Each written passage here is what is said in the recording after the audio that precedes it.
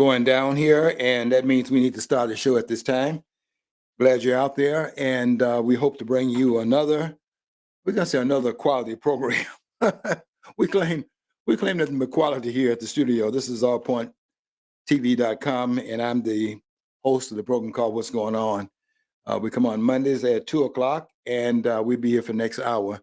Hope you stay tuned for that time period, because without you, we can't do the show. There's no reason to be here.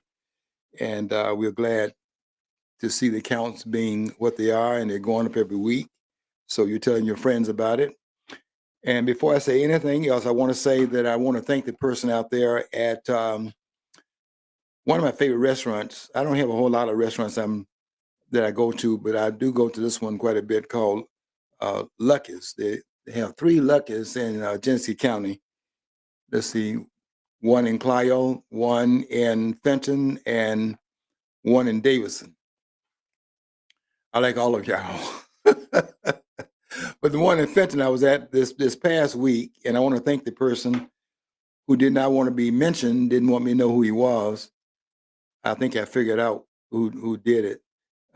Somebody paid for my meal at Lucky's this past week, and I wanted to thank him on the air. I think he might have. I think he identified me from the program here, because I didn't know. I think it was a person that came up to my table, and I spoke to him just as he was passed. I think he was going to the restroom, and as he passed by my table, I shook his hand, and then he patted me on the back. I couldn't figure out, what the pat on the back was about. But as I got ready to pay the bill, the waitress said that the bill already been paid. And she said the person that paid it did not want to be identified, and so I didn't know it had been paid but the person I think that did it had left. I think I know the person, not by name, but I knew who it was by the person at this table. They kept looking over there at my table, and I finally, when I got ready to pay for the bill, I finally was thinking about who could have paid for my bill, for my meal, and it could only have been that somebody at that table, where they kept looking over there, and the person that got up eventually came by. I took him; he's going to the restroom, but he stopped, and I nodded and put my hand out there to shake his hand. It seemed like he, I just thought that he was in recognition of something. And later on, when I got ready to pay for my bill, the waitress said, "Well, your bills are already been paid." And she said the person that paid the bill did not want to be identified, but I noticed at that table by that time period they left, and so somebody at that table paid for that bill. I think I figured out that the person that came by and shook my hand, and then he patted me patted me on the back. I could figure out what's going on there, but at least he didn't hit me, or give me the finger. I get a lot of that, by the way. get a lot of the opposite kind of effect. But I want the person, whoever it was, to know that I credited a lot of it to the waitress. I gave her a higher tip than I normally give, and I did that because she was honest enough not to charge me a second time. The guy that paid it had left. She could have denied that it had been paid and charged it again. And I wanted to acknowledge her honesty as well, and so I gave her a nice tip. But I want to thank the person on the air for having done that. That was a nice gesture on his part. I assume it was that guy that came by and the table and shook my hand and patted me on the back. So anyway, I do want to publicly acknowledge that, and I want to say thank you for that kind gesture, because it's not always I get that kind of treatment. But when I do get it, I do want to acknowledge it, and I want to say thank you. I definitely appreciate it, and did not want you to think it went unnoticed. Believe me, that that's very rare. I get a lot of other treatment, and I'm not faced by the other treatment. It doesn't stop me from doing what I'm doing here. But when it's the kind of treatment I got this past week, I want to definitely say to that person that did that, I want to thank you, and definitely appreciate it. We're back again here, and we're going to call this program. I named this program after the title of the book by one of my writers, one of my favorite writers, and that's Peter Schweizer. And anything that Schweizer writes. The first book I read by Schweizer was called, let's see, what was that book called that Schweizer wrote? It really was something that I didn't expect to come in contact with a book that was laying out the kind of things that Schweizer was laying out, but it was riveting to me, and I have been reading it ever since. And this book I brought to the studio called Profiles in Corruption, which is a takeoff of the book Profiles in Courage about Kennedy. And this book, Profiles in Corruption, is a continuation of the ideas that I was reading about in a book written by another one of my favorite writers, David Horowitz. In Horowitz's book, this one is called Final Battle. The next election could be the last, and that's Horowitz's read on what's happening right now. I will say a couple of things about it and take some exception to the subtitle, but I do agree with 99% of almost everything in this book. And then Profiles in Corruption by Peter Schweizer was also a very riveting read.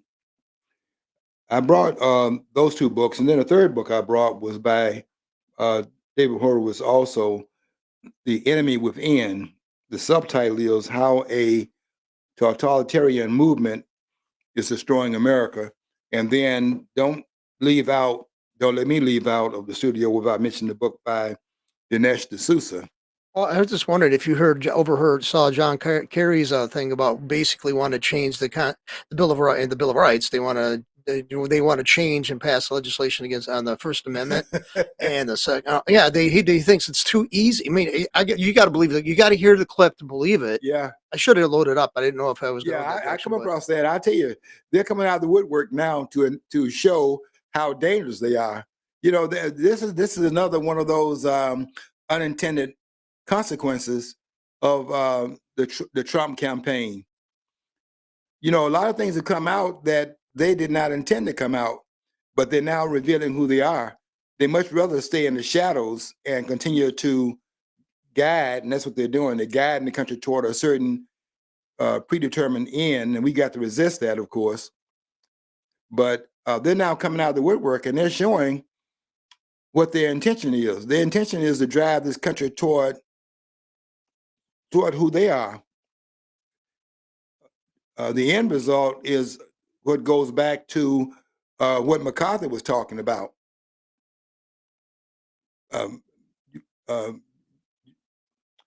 Joseph McCarthy was talking about this, but who could believe that, given how naive we were in the country at that time? But a whole lot has passed under the bridge since that time period, and a lot of what McCarthy was pointing out has now come to fruition and to come to pass, and we can now see more clearly. I can see clearly now.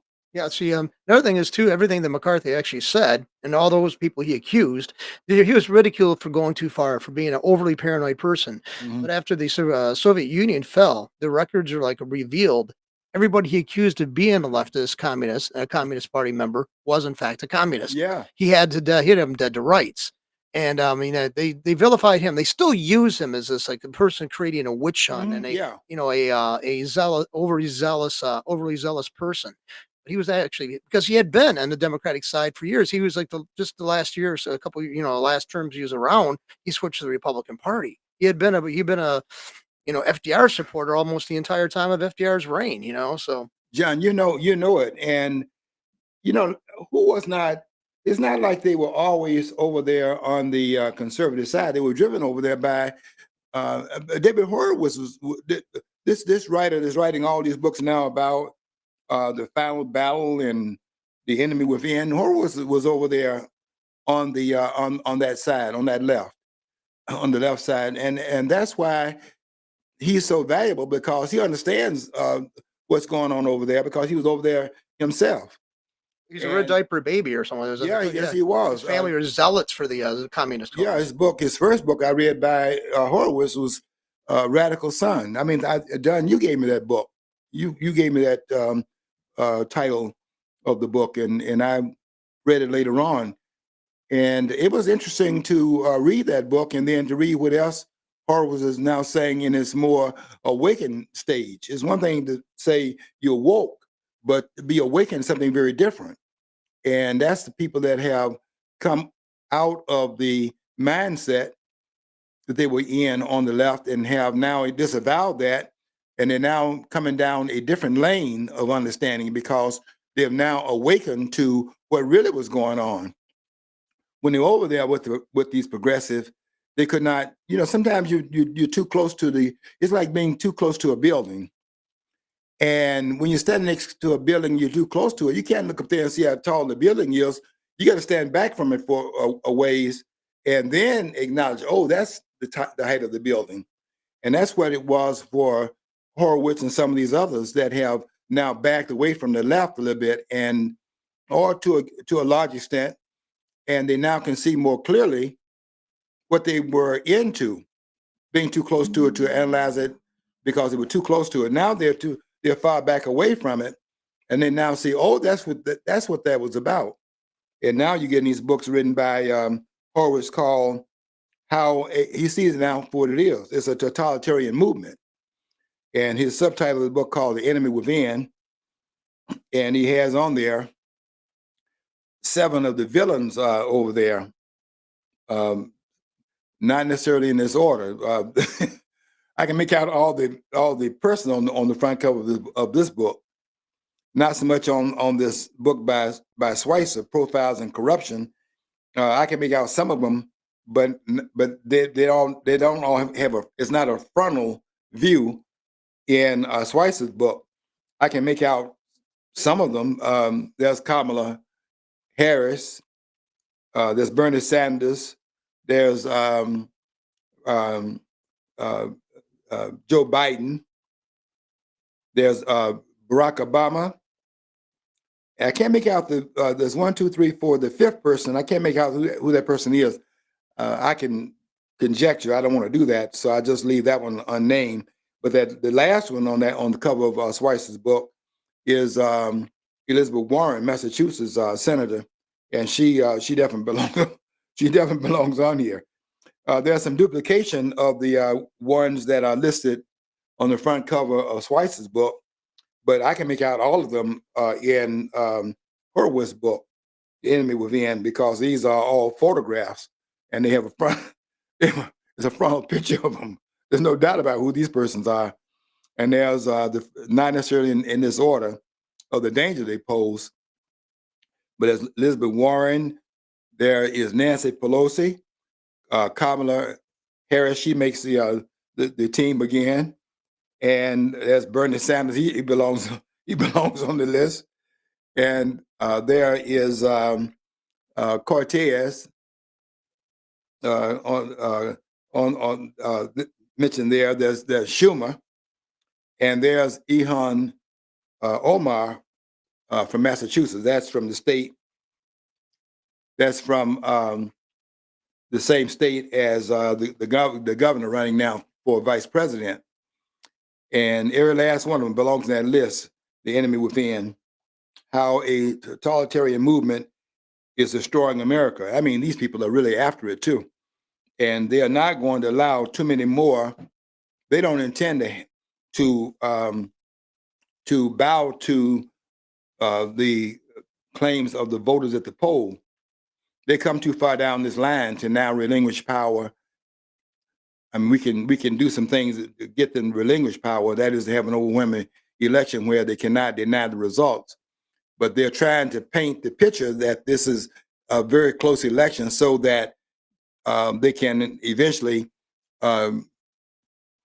move it out of the realms of out of the hands of the voters and put it where it was in 2020, and that's in their own hands, and do what they did in 2020.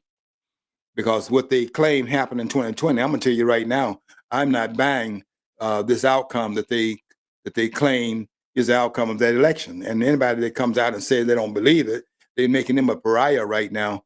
But I've seen too much evidence in the aftermath of that to go along with what they said was that result. I've seen too much evidence otherwise. And plus, the anomaly is something that we never have seen before in the politics of the United States of America. And always you have to look at these anomalies to see.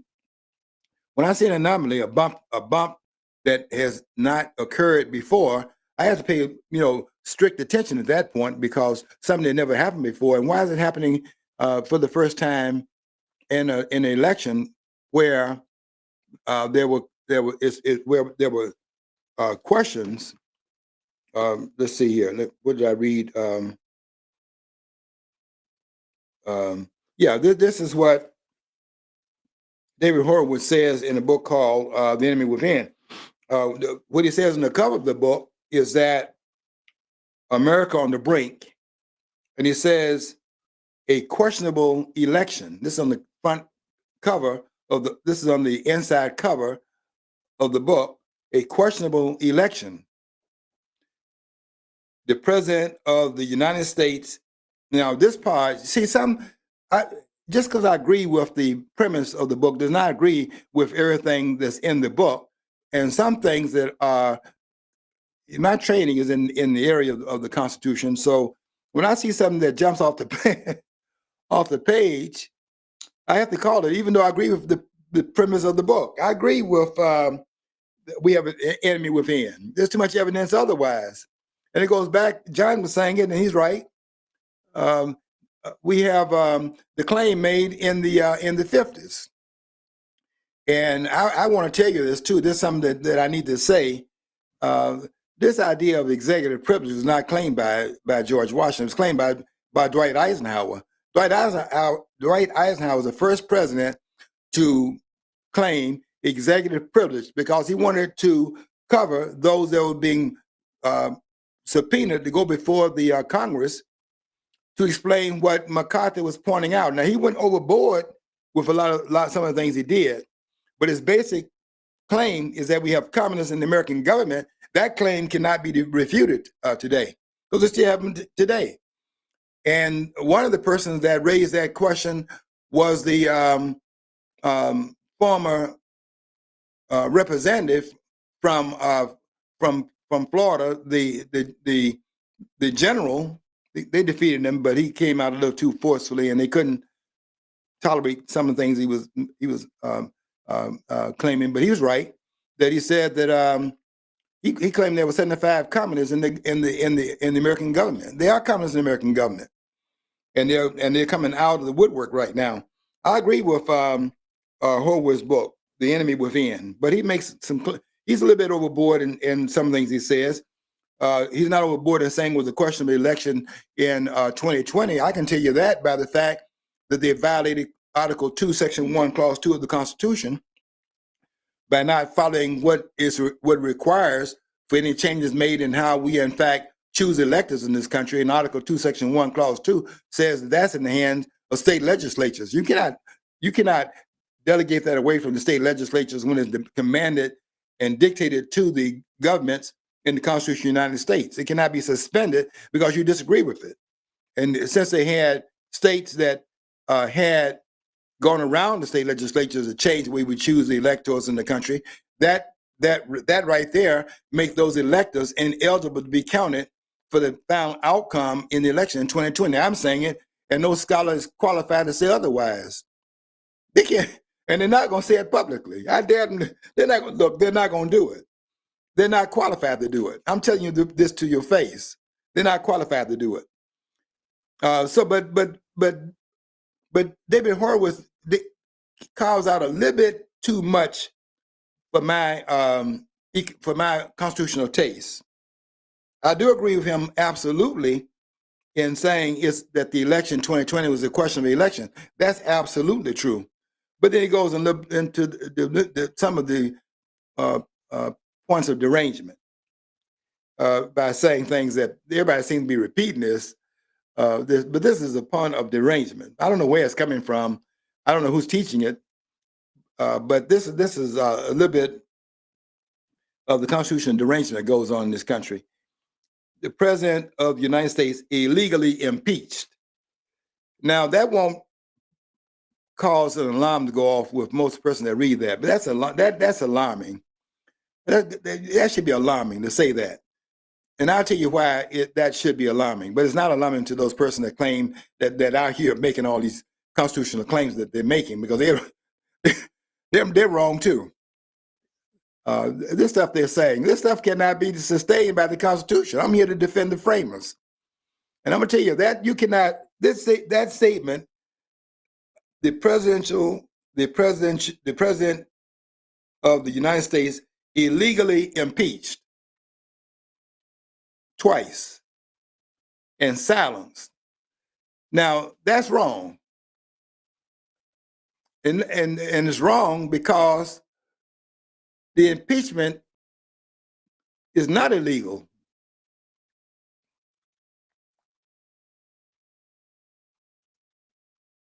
Now, why am I saying that? It's because what makes the impeachment legal is that it was based upon the fact the majority of the voters in the House voted for it. That's what makes it legal. Now, the confusion that is made repeatedly by Horowitz. I love him to death, but I'm gonna call him on when you are making these kinds of statements about the Constitution, and I'm going to call him on that because the impeachment is not illegal. You can impeach a ham sandwich, and I've said it a number of times to different people, and they want to, they just can't abide by that. But see, the impeachment, which is in Article 1 provision of the Constitution. You scholars listen very carefully to this, by the way. Impeachment is an Article 1 provision. And nowhere in Article 1 does it specify any particulars about what the impeachment must be based upon. It is not found in Article 1. Now, that's where the confusion is. Where they're confused, and every scholar that I've come across that talks about this is confused about it, and I'm going to correct all of them. And they're going to shut up because they're not in it. They're not here. There's no particulars that are laid out in Article 1 about what impeachment must be about. I'm saying that, and I'm telling these scholars this. You can impeach a ham sandwich. All that's required for impeachment is a majority vote in the House of Representatives. I didn't bring the Constitution here, but I can tell you what it says. Article 1, Section 2, Clause 5 says, the House shall have this, after it says this, it says that at the beginning of that, it says, the House shall have, shall choose its speaker. And then it says, and shall have the sole power of impeachment. That's Article 1, Section 2, Clause 5. It doesn't say what the impeachment has to be about. It doesn't lay out that. And then in Article 1, Section 3, because Article 1, Section 3 lays out the parameters of the power of the Senate and it says the Senate shall have the sole power to try the impeachment. But it never says in Article 1, where both those claims are found, Article 1, Section 2, Clause 5, that's the House, because Article 1, Section 2 sets up the House, and then Article 1, Section 3 sets up the Senate. Neither in Article 1, Section 2, nor Article 1, Section 3 does it lay out what the claim of impeachment must be about to bring about impeachment. That's because it's the sole power of the House of Representatives. And it doesn't lay into it what they must be about to bring about the charge of impeachment. It just lays out that they're the ones that make the claim. The Senate can't make the claim of impeachment. Only the House can do it. The sole power, it says in that. Now, having said that, let me add to it and say this. If you're going to use impeachment, which is only the official accusation of wrongdoing. Impeachment, folks, is only an accusation of wrongdoing by an office holder while the office holder is in office. And it specifies who the office holders are who can be impeached. That's another thing. That's another thing that's disarrogated and confused in the impeachment process. You cannot do what they did to William Blount in 1897.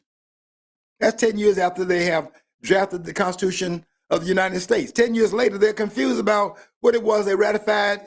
What was ratified in the what was drafted in the Philadelphia Convention in 1787. 10 years later, they are confused. William Blount was even in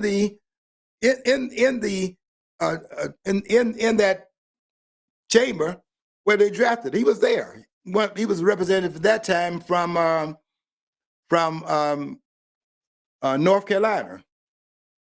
Now later on, he's going to become a representative of the state of Tennessee, but Tennessee was not part of the 13 original states, so he's not representing that state where he was later on impeached. They were not even a part of the union of the 13 states at that time.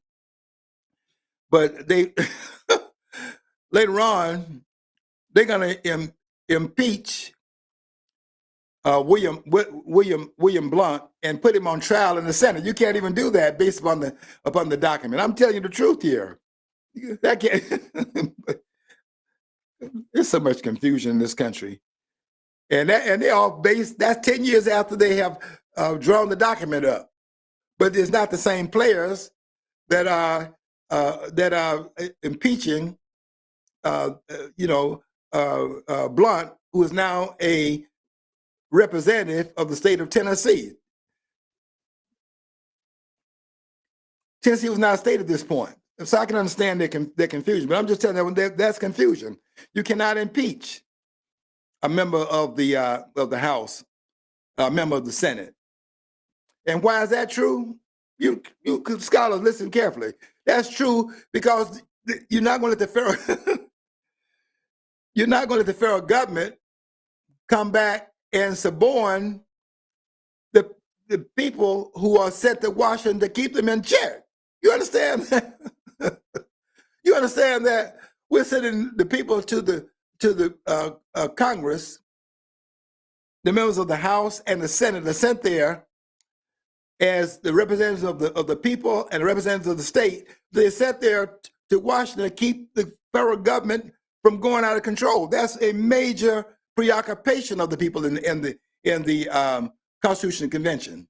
That's a major point. That's what they're trying to make sure that they stop.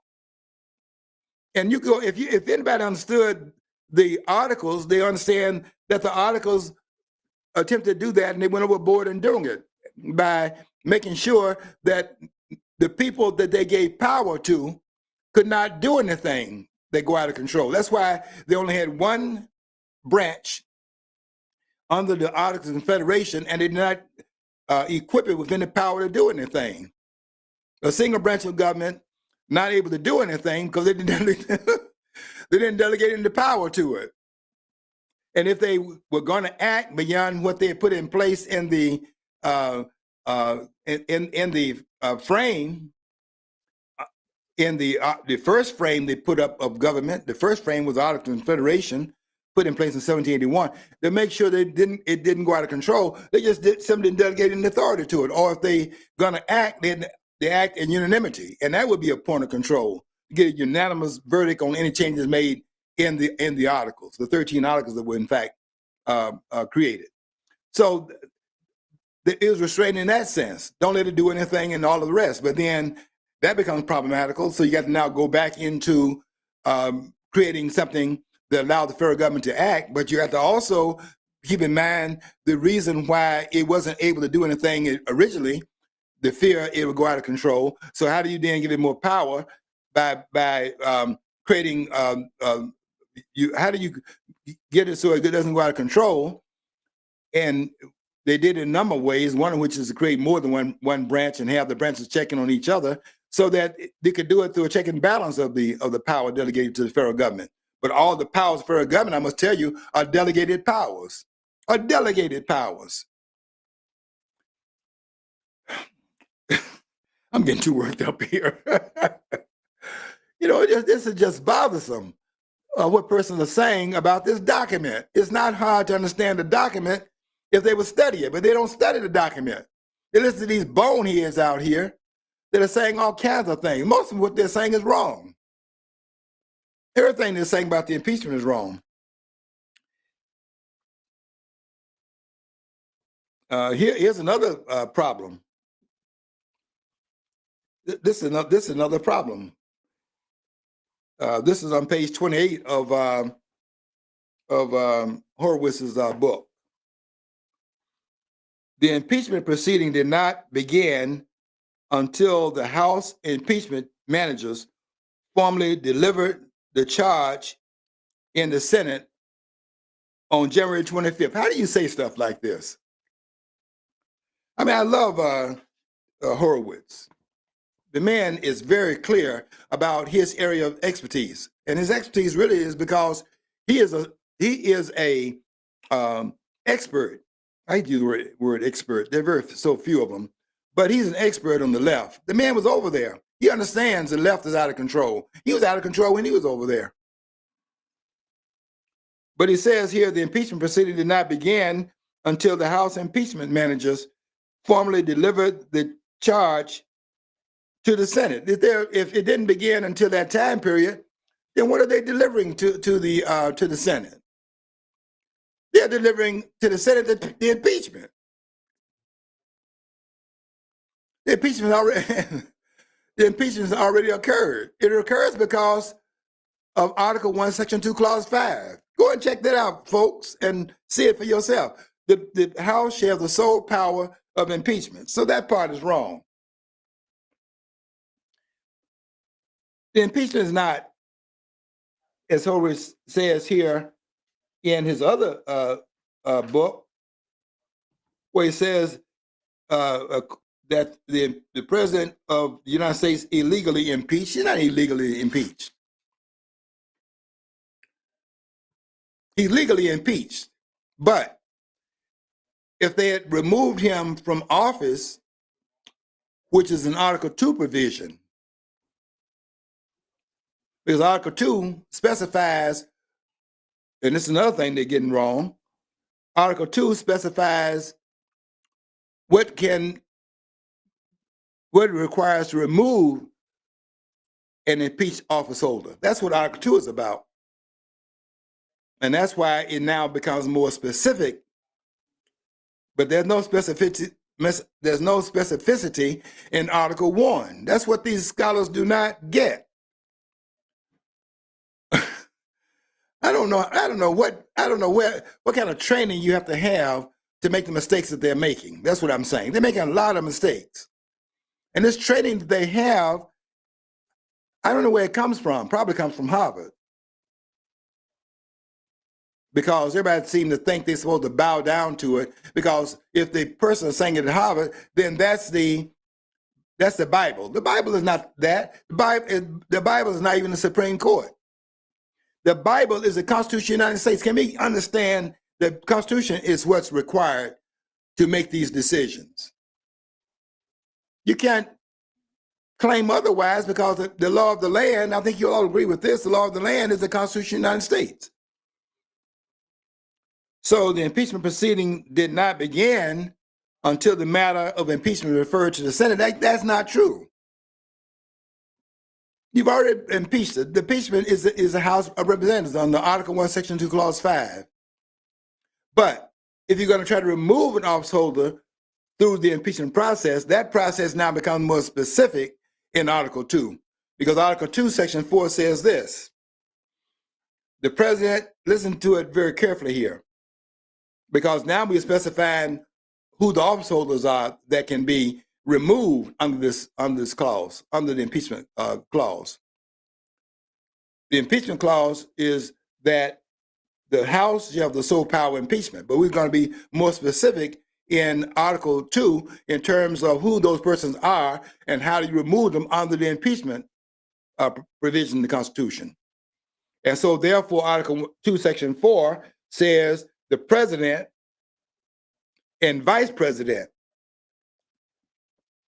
It picks those two out, and then it says, in all civil officers of the United States. I've been teaching that it doesn't say other. The word other is not in that language. It's left out because it is saying that, but you see, you have to read the language carefully. It doesn't say in all other civil officers because the president and vice president are not civil officers of the United States. The word other being left out of there is very, very important if the scholars can understand why that word other is not there. They do use other in some parts of the document, but not here. So why are they singling out the president and the vice president? Because they're not included in civil officers, but they want to bring them in there so as to maintain a check on them going out of control with the authority that's invested in them. The framers were very, very, very clear about what it was they were doing there. And I reject this idea, and I did it in my article today. I reject this idea that there are implicit powers in the Constitution of the United States.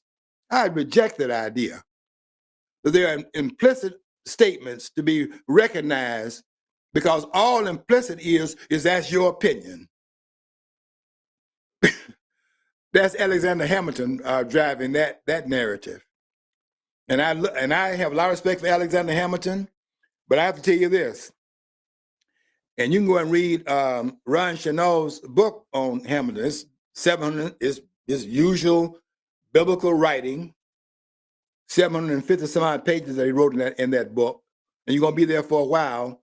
But I have a lot of respect for Alexander Hamilton, a lot of respect, because he's the major author of the Federalist Papers, writing 51 of the Federalist Papers. I have to respect that, because he has to sell this document after it's been drawn up and drafted in Philadelphia. I have to respect that, his role in laying out what they were doing in that room. It's out of his writing that I can understand what was going on in that room. I'm almost there in that room based upon the writings of Alexander Hamilton.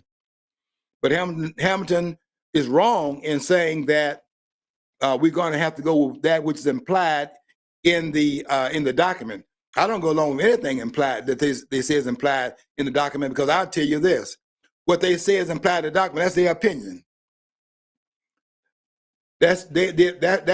That's conjectural. I don't know. I don't know what they implied, nor do I worry about it, because what they did was that they left. You see, implied. I made this point today in my article, because I'm trying to head off some things here, and I'll be heading these things off, and what I'll be writing up until November the 5th. I'm telling all the people calling me up, by the way, trying to ask me for money for these campaigns and things like that. I'm not oblivious to financing some of the candidates and everything, but I don't think it's primary right now, those other candidates. What's primary is that we get Trump in there, to get an outsider in there, not these politicians that are in here as a career. I'm not down with that at all. I'm trying to get an outsider in there as a check upon the insiders. That's what this is about. And I tell all the ones calling me up, and they call me every day. My phone doesn't stop ringing, and even at late at night. And I tell all of them the same thing. Call me back on the 6th of November. Right now, every little dime that I have to give to a campaign, I'm giving to Donald Trump, because Donald Trump is a stopgap of what's going on here. And this country got to understand what time it is. And it's time for Donald Trump to come back into the White House after being thrown out irregularly, illegally, and all the rest of it, and unconstitutionally thrown out of office in 2021. You know, he left on the 20th of January 2021. Although Trump was aware that he had not lost that election, he knew he had been unconstitutionally challenged in his election, his bid for re-election in 2020, November the 3rd of 2020, when they say he was voted out of office. That was the insurrection that occurred there. Because the anomaly I was talking about earlier is that no president has ever had an increase in their re-election bid, where the numbers went up, as they did in Trump's case, went up by 11.2 million votes, almost 12 million votes. And the president in office get almost 12 million more votes than he did as a non-incumbent, and then lose the election. That is, look, folks, look, I'm just telling you, that's an insult. That's an insult. Go look at the person who they claim that happened in his bed. The man didn't even campaign, and he served under the man who ran a second term. The first time he got 69.2 million votes, and then got 7 million less votes than that in 2012 when he ran again, got 7 million less votes when he ran against Romney. So that explains how you can get in there, because Romney should not have lost that election, but he did, because Romney was a bad candidate. But Donald Trump increased his numbers by 11, almost 12 million votes in his re-election bid, and compare that to Obama, who Biden served under him, and this man got 82 million votes. Give me a break. Give me a break and a half on that one, because I am not buying the nonsense. And the man that's an incumbent get 11 million votes. How many times has that happened in American history? Let me just tell you how many times. It's what that guy over there in Hungary did. Victor Urban, who was talking about how many persons come in to Hungary as illegal aliens coming into Hungary, as just coming in without any authority to come in, because you're not licensed by the government to come in without the papers. And he was saying that was, and he holds his hand up and says, that's zero. I want to make sure you understand it's that big O. And he shows that in the camera, because you're not going into Hungary without having gone through the process before you get there. You're not coming in without the papers. They're very serious about their sovereignty. And we're not serious about our sovereignty in this country. It's being licensed here, because there's an agenda here. And we're not serious about our sovereignty in this country, but they are serious about it there. These people not, and by the way, I even disavow that they're breaking into the country. They're not breaking into the country. They're being waved in here. They're not breaking into the country. They're being waved into the country by the Democratic Party that has an agenda. But I'm saying a number of things at the same time here. But I want you to be aware that there are some things that people I agree with a lot of these writers. I agree with almost 99% of what they're saying. But when you get into the Constitution, that really is singularly in this country my wheelhouse.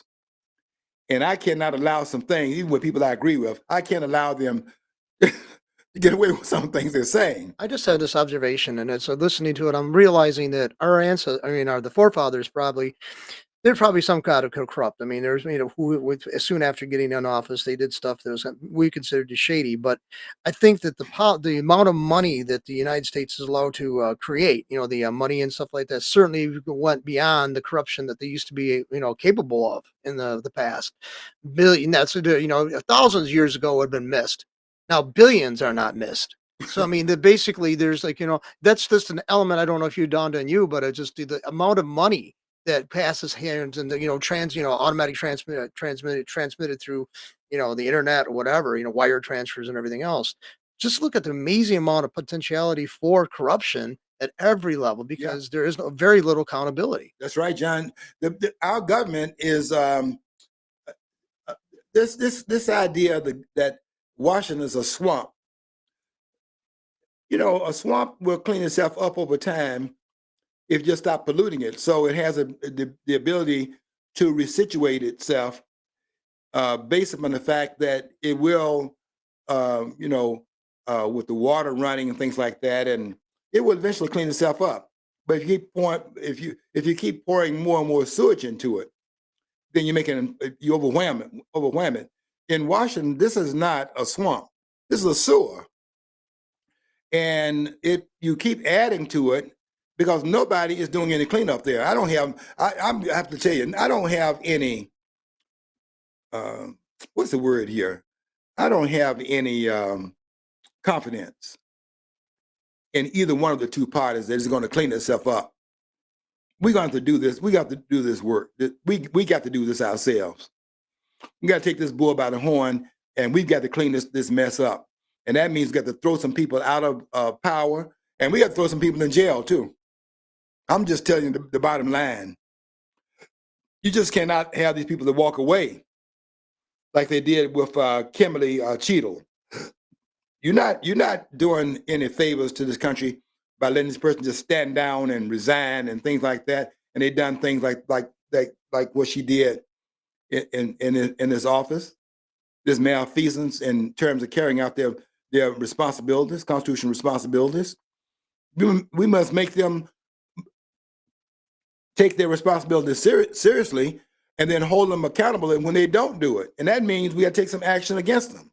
They don't just do what they did in terms of people getting shot, people getting murdered, attending a rally, and then there's this dereliction of duty, which they can hide behind that there's some things they didn't do, like there was somebody, the roof was too steep. Give me a break. You didn't do your job. I'm not looking for the reason why you didn't do it. You didn't do your job, and your job was to maintain the integrity of the voting process, and you didn't do it, and that is criminal. That is criminal negligence. I'm sorry. There's a penalty to be paid for that. You don't just walk away from it and resign at that point. And they had to get her. They had to jam her up on both sides of the political aisle.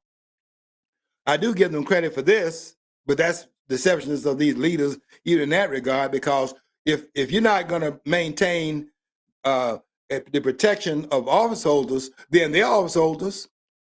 If you don't do that in Trump's case, that liability is still there for them to fall into that trap. So they had to take action there. They were both on the same side with that one. And when Cheadle finally was called through a subpoena to show up, and she didn't want to show up, but they had to show up at this point because that adds to the baggage. And she's definitely going to go at that point because then they can bring about impeachment charges. She's an office holder as the Secret Service director. She is a civil office holder of the United States, and she could have been held to account and would have been. They were showing her that They were asking her at that hearing. That's one of the best hearings I've ever seen in Congress. They're both on the same page on that one. Not that I was saying they were not being accepted. They were being very selfish in that, but they were all on the same page. So I have to give them credit for that. But they were on the same page because they recognized that woman was dangerous in that office. And you're gonna talk about some slope was too slanted for you to have put somebody up on that slope. And that slope is 150 yards away. Trump, I give you this credit for going back to Butler, by the way, last week. And I said Trump was going to go back there and do this. He said, you know, Trump is really something.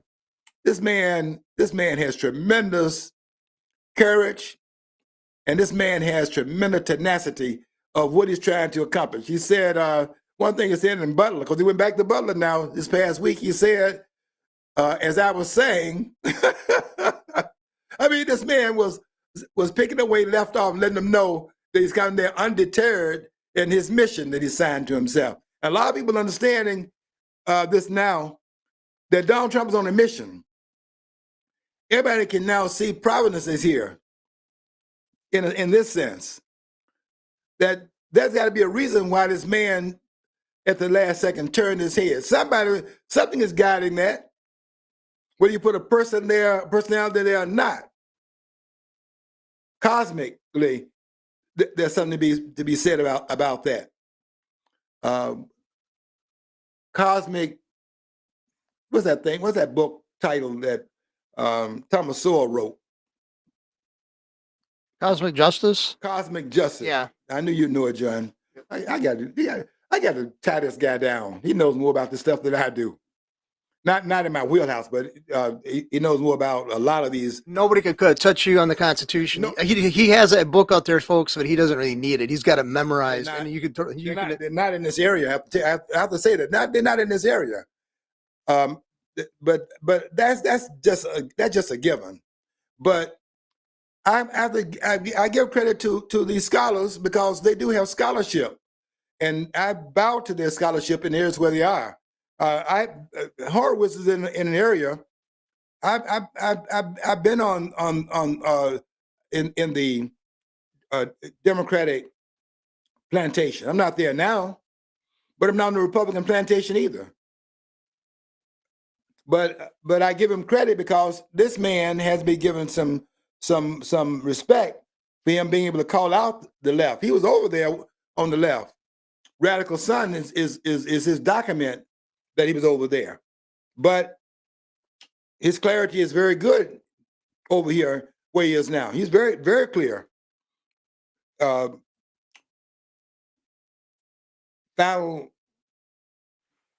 His book, Final Battle. I don't have to agree with everything he says, but this is the final battle. I don't say this. He says the final battle because he's saying it's the final election we're going to have. They're not going that far, and I'll tell you why they're not going that far. They're not going that far because what they cannot afford is they cannot afford the left and right uniting, and they would unite if they try to suspend elections. That's the final election we're going to have in 2024. That's a bridge too far, and they're not going there because to have the two sides to unite, the only other place to look for what's happening in the country that's going untoward what is in fact provided for in the Constitution of the United States is to look upward, and they don't want to look upward. They want this horizontal vision to be looking up at the puppet masters. They don't want that. They cannot afford that glare. So they're not going to suspend elections. What they're doing is making it so that elections in the future, starting with this election right here, will count for naught. Because if they are going to bring these illegal aliens in here and make them voters, which is what the intent is they're being waved into this country for that purpose. They want to make sure that the electoral process will, in fact, be a given in terms of creating a one-party state. That's what the intent is. I'm pointing out in my writing. I've analyzed this very carefully, looking at it from all angles. I am convinced I'm right in it. I have some people out here like Elon Musk and others that are also saying that. They don't necessarily have the acumen. Well, they're making a claim from a different side of the street, but they're making the claim, and I agree with the claim they're making, that the intention is to make sure that the nullification of the voters can occur through another type of process, not to shut it down completely in terms of going to the polls and voting, but to make it count for naught, which is what they did in 2020, by the way. Because people went to the polls and voted for Trump to be president, to resituate himself back in the White House for another term. This was like 4 more years. But he didn't get 4 more years because what they did was to confuse the atmosphere, and they're very good about doing that, confuse the atmosphere so that people would have thought if Donald Trump tried to say the election was in fact turned in a different direction than it should have been based upon the voting, to have tried to stay in there would have been looked at as a usurpation of power on Donald Trump's part. So he had to leave. Although he was right in saying that the election was in fact stolen. It was stolen. I've looked at it since that time period and have been looking at the numbers. The numbers, you cannot calculate those numbers. More people were voting in some in some of the states than people that was on the rolls.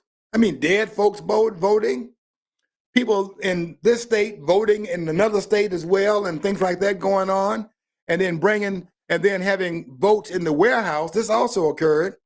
Having votes in the warehouse be called upon as needed to be transported to the sites where they were needed in order to make the fait accompli real based on the numbers. They were bringing, there was a person carrying votes around to different states from the warehouses. That happened in 2020 also. The Democrats' motto is always vote early and vote often. Vote early and vote often, and that's what they were doing. And we're going to try to be in place this time, being with both eyes open and having people in place to watch over the process.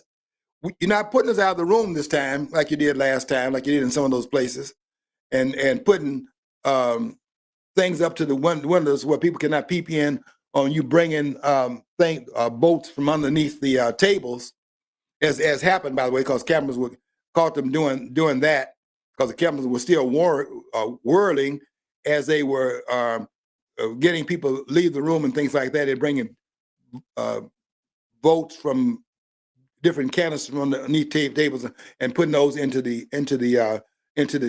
till and counting those votes. Well, look, we are guarding against that this time, and the poll numbers that they're saying out here that this race is in fact tightening. Let me see what kind of numbers. You see, you cannot claim that this is all this enthusiasm and we have no images of it out in public. So let's see what the numbers are. Last week, for example, Donald Trump pulled at that rally that he had, 60,000 people in Pennsylvania showed up. And even this guy named Fetterman, who won the election over Dr. Oz, you know, that's the claim that's made, and okay, that's a done deal. Not asking to open up anything at this point. But look what he's saying, because he sees what's going on in Pennsylvania. And he's saying that Pennsylvania is in Donald Trump's camp. I'll tell you this, in Michigan, I've been driving around Michigan. Now, unless people are afraid to put up any of Walsh and Harris's signs, and I've been all over this county, and there'd be no reason for anybody to be afraid to put Walsh and Harris signs up in this county, because this is a Democratic stronghold. This is Genesee County. It's a stronghold for Democrats. Why would anybody be afraid of putting up signs for Walsh and Harris when that's the constituency in Genesee County? But what I see in this county, and I've driven out the county just to see out inside of the county, otherwise up and down, certainly in the township, Flint Township, all I see, Trump, Trump, Trump. That's what I saw last time. And that's what I'm seeing again this time. So what we're doing, what's being done now is being guardians at the gates. Because the barbarians have shown us that the barbarians are inside the gates. They've already shown that. And we got to guard against the barbarians taking control of the vote and claiming that something that happened that did not happen and could not happen, that they're going to make that claim. We're going to try to stop that claim from being made this time.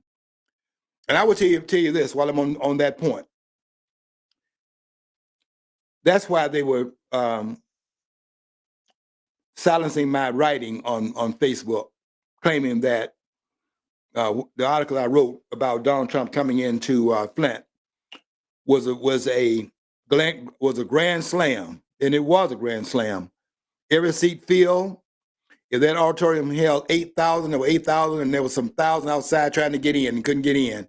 And every seat was filled, and nobody moved that whole hour that Donald Trump was being interviewed in a town hall meeting by the very erudite and profound former press secretary for Donald Trump, Sarah Huckabee Sanders, who did a great job of interviewing the former president.